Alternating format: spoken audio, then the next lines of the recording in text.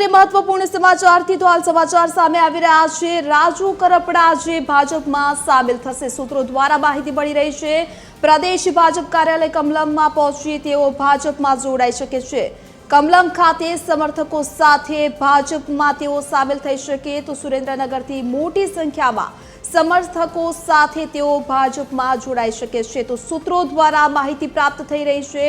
રાજુ કરપડા ભાજપમાં જોડાઈ શકે છે। કમલમ ખાતે પહોંચી તેઓ કેસરીઓ ધારણ કરી શકે તો સૂત્રો દ્વારા માહિતી સામે આવી રહી છે। તો આપને જણાવી દઈએ કે સુરેન્દ્રનગરથી મોટી સંખ્યામાં તેઓ સમર્થકો સાથે ભાજપમાં જોડાશે। તો આ અંગે વધુ જાણકારી સાથે એસોસિએટ એડિટર અરુણ શાહ મારી સાથે ફોન લાઈનથી જોડાઈ ચૂક્યા છે। જી અરુણ, કમલમ ખાતે પહોંચી રાજુ કરપડા કેસરીઓ ધારણ કરી શકે છે તેવી માહિતી સામે આવી રહી છે, શું વધુ વિગત? સુરેન્દ્રનગર જિલ્લાના ચોટીલા વિધાનસભામાંથી રાજુ કરપડા કે જે આમ જોઈએ તો હાલના તબક્કે તેઓ આપના અગ્રણી તરીકે સેવા આપી રહ્યા છે, પરંતુ સૌથી મહત્વપૂર્ણ રાજકીય જે ભૂકંપ આવે એવી શક્યતા પૂરેપૂરી પ્રવર્તે છે ને જેમની થોડાક સમય અગાઉ જે રીતે કિસાન આંદોલન તેમણે જે ઉપાડ્યું અને તેના કારણે ભાજપને તેમજ સરકારને જે રીતે આંચકો લાગ્યો અને તેના સંદર્ભમાં તેમની ધરપકડ પણ કરવામાં આવી હતી। ત્યાર પછી તેઓનો હજુ થોડા જ દિવસ પહેલા જામીન ઉપર છુટકારો કરવામાં આવ્યો હતો।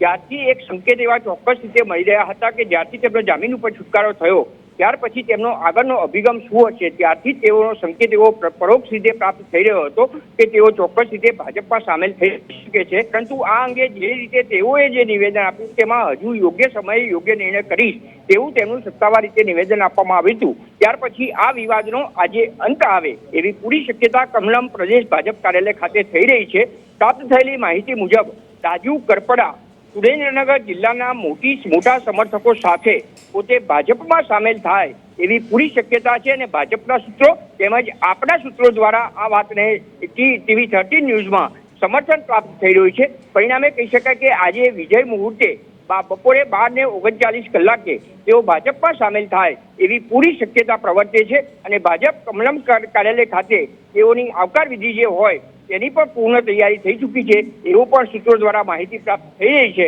પરિણામે કહી શકાય કે રાજુ કરપડા ચોક્કસ રીતે આગામી સમયમાં જે રીતે સ્થાનિક સ્વરાજ્ય સંસ્થાની ચૂંટણીઓ હવે નજીક આવી રહી છે અને જે રીતે તડામાર તૈયારી થઈ રહી છે એટલું જ નહીં પરંતુ રાજકીય ઢોલ ડબુકો આના પણ શરૂ થઈ રહ્યા છે। ઉમેદવારોની આખરી પસંદગીનો દોર ચાલી રહ્યો છે ત્યારે ચોક્કસ રીતે ઉમેદવારી પત્રો ભરવાની અંતિમ તારીખ 11મી એપ્રિલ નક્કી થઈ છે જેને આડે હવે માત્ર ને માત્ર 3 દિવસ આજે 9, 10 અને 11 3 દિવસ જ બાકી છે ત્યારે ચોક્કસ રીતે રાજુ કરપડા ભાજપમાં સામેલ થઈને કોઈ નવો અભિગમ અપનાવે અને આપથી છેડો ચોક્કસ રીતે ફાડી દીધો છે। રાજીનામા બધા હોદ્દા પરથી તેઓ આપી દીધા છે। પરિણામે હવે તેઓ ભારતીય જનતા પાર્ટીમાં સામેલ થઈ કેસરીઓ ધારણ કરે એની પૂરી સંભાવના છે। ત્યારે બપોર સુધી હવે આ માટે સત્તાવાર રીતે ભાજપ તરફથી તેમજ રાજુ કરપડા તરફથી શું પ્રતિક્રિયા આપે છે તે જોવાનું રહેશે।